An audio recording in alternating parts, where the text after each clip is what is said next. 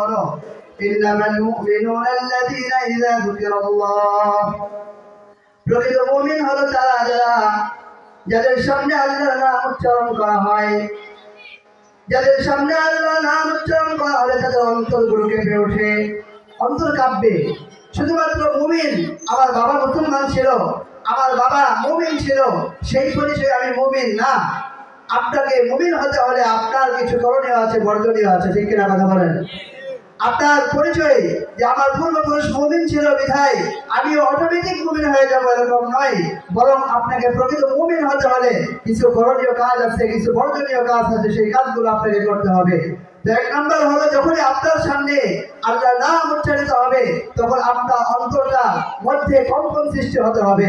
যেমন আপনার সামনে মুয়াজ্জিন সাহেব আযান দিল 5 ওয়াক্ত, আল্লাহু আকবার বলে আযান দিল, সেই আযান শোনা মাত্র আপনার অন্তরের ভিতরে কম্পন সৃষ্টি হতে হবে। যদি আপনার অন্তরের ভিতরে কম্পন সৃষ্টি হয় তাহলে আপনি বুঝতে পারবেন যে আমি প্রকৃত মুমিন। তাহলে আপনি মুমিন কি মুমিন না অন্যজনকে জিজ্ঞাসা করার দরকার নাই, আপনার কাছে মাপকাঠি আছে। এমনকি রাসূলুল্লাহ সাল্লাল্লাহু আলাইহি ওয়াসাল্লাম হাদিসের ভিতরে বলে দিয়েছেন, ইযা সাররাতকা হাসানাতুকা ওয়া ইযা সাআতকা সাইয়্যাতুকা ফাআনতা মুমিন। মাপকাঠি বলে দিচ্ছি যে আপনি মুমিন কি মুমিন না মাপতে পারবেন। আপনাকে যদি বলি ভাই আপনার ঈমান নেই, আপনি মুমিন না, আপনি লাভ করবেন। আপনাকে মাপকাঠি বলে দিচ্ছি, আপনি মাপেন, নিজেকে আপনি মাপেন, আপনি মুমিন কি মুমিন না। আমরা মুমিন কি মুমিন না এটা আমরা মাপতে পারবো। তো যাই হোক, বলতেছিলাম, যদি আপনার ভিতরে আমার ভিতরে আল্লাহর নাম শোনার পরে কম্পন সৃষ্টি হয় তাহলে বুঝতে পারবো যে আমার ঈমানটা ঠিক আছে। আপনার সামনে আযান হয়ে গেল, আপনি এখনো দোকানটা বন্ধ করতে পারেন নাই, আপনি এখনো ব্যবসা বন্ধ করতে পারেন নাই, আপনার চাকরি আপনাকে নামাজে নিয়ে আসতে পারে নাই, তাহলে বুঝে যাবে আপনার ভিতরে ঈমান নাই, আপনার ঈমান এখনো ঠিক হয় নাই। বলে নামাজটা পড়লে কি আছে, ঈমান তো ঠিক আছে। নামাজটা পড়লে ঈমান কিভাবে ঠিক থাকে? ঈমান ঠিক থাকার শর্তই তো হলো নামাজ, আমাদের পরিণত করতে হবে, ঠিক কিনা কথা বলেন? তো এগুলো বিশদ আলোচনা, সেই আলোচনা হয়তো আমি বিস্তারিতভাবে করতে পারবো না। আমি সংক্ষেপে কিছু গুণাবলী বলে দিব যে যখন আপনার সামনে আল্লাহর নাম উচ্চারিত হবে আপনার অন্তরটা কাঁপবে, অনেকের বুঝে আসবে না। আমি আরেকটু যদি বিস্তারিত বলতে পারি তাহলে আরো বুঝে আসবে। হযরত ওমর ফারুক রাদিয়াল্লাহু তাআলা নাম শুনেছেন? ইসলামের দ্বিতীয় খলিফা হযরত ওমর রাদিয়াল্লাহু তাআলা। হযরত ওমর রাদিয়াল্লাহু তাআলা একবার গোসল ফরজ হয়ে গেল। ওমর রাদিয়াল্লাহু তাআলা শেষ রাতে যখন উঠলেন, উঠে দেখেন আশপাশে কোথাও পানি নাই। ওমর রাদিয়াল্লাহু তাআলা কোথাও পানি খুঁজে পান না।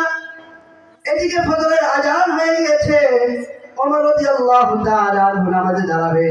ওমর রাদিয়াল্লাহু তাআলা এদিক সেদিক ঘোরাফেরা করে কোথাও পানি পান না। পানি না পেয়ে ওমর রাদিয়াল্লাহু তাআলা মাটিতে গড়াগড়ি করতে শুরু করলেন। আরবের মাটি হলো পাথর কণা, যদি একটা চোখের ভিতরে ঢুকে যায় ওমরের অবস্থা খারাপ হয়ে যাবে। সেদিকে তার কোনো ভ্রুক্ষেপ নাই, সে পানি পান না, কি করবেন এখন? মাটিতে গড়াগড়ি করে নামাজে দাঁড়িয়ে গিয়েছেন। নামাজের পরে রাসূলুল্লাহ সাল্লাল্লাহু আলাইহি ওয়াসাল্লামের দরবারে উপস্থিত হয়ে জিজ্ঞাসা করলেন, ইয়া রাসূলুল্লাহ, ইয়া হাবিবাল্লাহ, আমার উপর গোসল ফরজ ছিল, আমি কোথাও পানি পাচ্ছিলাম না। পানি না পাওয়ার কারণে মাটিতে গড়াগড়ি করে আমি ফজরের নামাজ এভাবে আদায় করে নিয়েছি, আমার নামাজ হয়েছে কিনা? রাসূলুল্লাহ সাল্লাল্লাহু আলাইহি ওয়াসাল্লাম বলেন, হে ওমর, তুমি আমার কাছে আসার আগে জিবরিল আলাইহিস সালাম জানিয়ে দিয়েছেন আপনার কাছে একটু পরে ওমর আসবে, আপনি তাকে বলে দিবেন আল্লাহ রাব্বুল আলামিন তোমার নামাজ কবুল করে নিয়েছেন। ওমর রাদিয়াল্লাহু তাআলা প্রকৃতপক্ষে ইসলামের প্রাথমিক যুগের মুসলমান ছিলেন। তায়াম্মুম কিভাবে করতে হয় সেই বিধান জানতেন না। ওমর রাদিয়াল্লাহু তাআলা আনহু মাটিতে গড়াগড়ি করে তিনি নামাজ আদায় করে নিয়েছেন। কোথাও যদি পানি না পাওয়া যায় তাহলে তায়াম্মুম করতে হয়, তায়াম্মুম করে নামাজ আদায় করে নিতে হয়।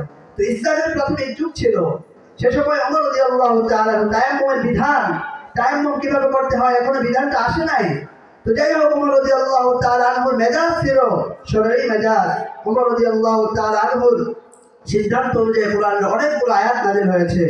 ওমর রাদিয়াল্লাহু তাআলা আনহু তার দৃষ্টিকোণ থেকে তার মেধা দিয়ে তিনি মাটিতে গড়াগড়ি করে নামাজ আদায় করে নিয়েছেন। আল্লাহ রাব্বুল আলামিন জিবরিলকে পাঠাইছেন, বলে দিবেন তার নামাজ হয়ে গিয়েছে। তো যাই হোক, বলতেছিলাম যে আপনার সামনে যখন আল্লাহর নাম উচ্চারিত হবে তখন আপনার অন্তরটা কাঁপতে হবে, আপনার অন্তরের ভিতরে কম্পন সৃষ্টি হতে হবে, তাহলে বুঝবেন আপনি প্রকৃত মুমিন। দ্বিতীয় নাম্বার গুণ কি মুমিনের? আল্লাহ রাব্বুল আলামিন বলেন, ইন্নামাল মুমিনুনা আল্লাযীনা ইযা যুকিরাল্লাহু ওয়াজিলাত কুলুবুহুম ওয়া ইযা তুলিয়াত আলাইহিম আয়াতুহু যাদাতুহুম ঈমানা।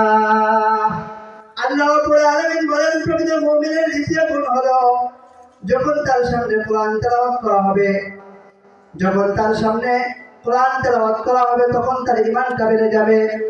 কোরআন তেলাওয়াত আমাদের থেকে উঠে গিয়েছে, তো যাই হোক, যখন কোরআন তেলাওয়াত করা হবে তখন তার ঈমান বেড়ে যাবে। কারি মাসুদের নাম শুনেছেন, যখন সে তেলাওয়াত করতো তার তেলাওয়াত শুনে অনেক মানুষ মুসলমান হয়ে যেত। এজন্যই কোরআনুল কারীমের তেলাওয়াতের একটা পাওয়ার আছে। যখন এই কোরআন তেলাওয়াত করা হয় তখন মুমিনের ভিতরে ঈমানি পাওয়ার জাগে, মুমিনের ঈমান বেড়ে যায়।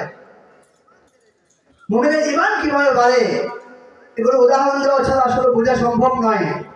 সময় কোলাবে কিনা জানি না, বলার চেষ্টা করি। আল্লাহ রাব্বুল আলামিন বলেছেন যে প্রকৃত মুমিনের দ্বিতীয় গুণ হলো কোরআন তেলাওয়াত করে ঈমান বেড়ে যায়। কিভাবে বাড়ে?